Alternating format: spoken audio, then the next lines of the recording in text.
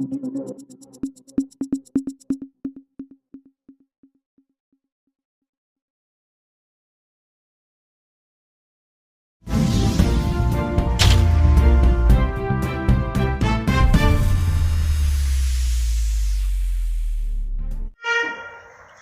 वालेकुम वरहमतुल्लाहि वबरकातुहू। वालेकुम अस्सलाम। जी चेयरमैन साहब, आज किस उस विषय पे बात करोगे, ये बताइए हमारे से। आज माह रमज़ान के लिए बात करेंगे।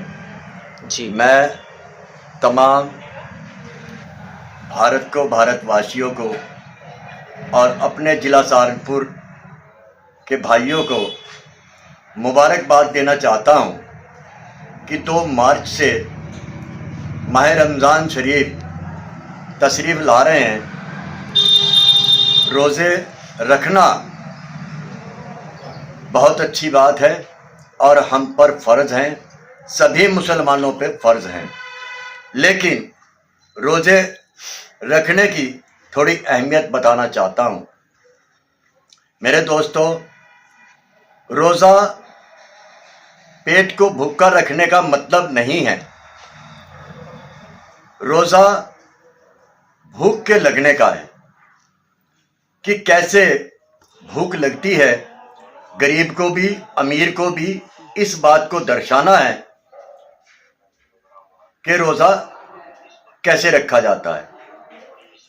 इसमें हम सबको चाहिए कि गरीबों का बेहद ध्यान रखें और भूख का ध्यान रखें कि गरीब को कैसे भूख लगती है। जब गरीब अपनी मजदूरी पे जाता है और सुबह से शाम तक मजदूरी करता है तो उसे भूख का एहसास होता है। ये एहसास अमीरों को नहीं होता। क्यों नहीं होता?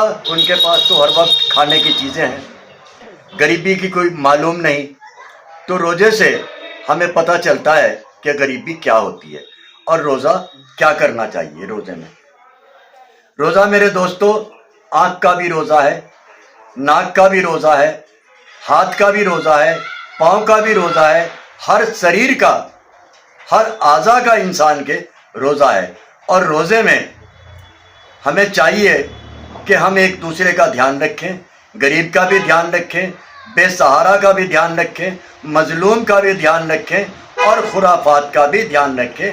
हम कोई भी खुराफात अगर हाथ से करते हैं तो वो हाथ का रोज़ा चला गया, अगर आँख से करते हैं तो आँख का रोज़ा चला गया, अगर दिल से कर रखते हैं तो दिल का रोज़ा चला गया, अगर हम पाँव से चल के खुराफात के लिए जाते हैं तो पाँव का भी रोज़ा चला गया मेरे दोस्तों।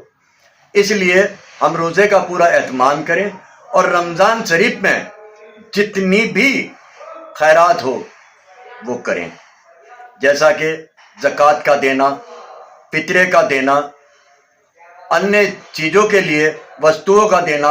हम तो बहुत अच्छे हैं, हम अच्छे अच्छे कपड़े पहन लेते हैं, लेकिन हमारे मोहल्ले में बहुत से लोग ऐसे हैं जो बेचारे ईद के लिए तरसते रहते हैं। ईद की वजह से उनके पास कपड़े नहीं होते, ईद की वजह से उनके पास जूते नहीं होते, ईद की वजह से खाने के लिए अन्य वस्तुएं नहीं होती, रोज़ा खोलने के लिए उनके पास फ्रूट नहीं होते।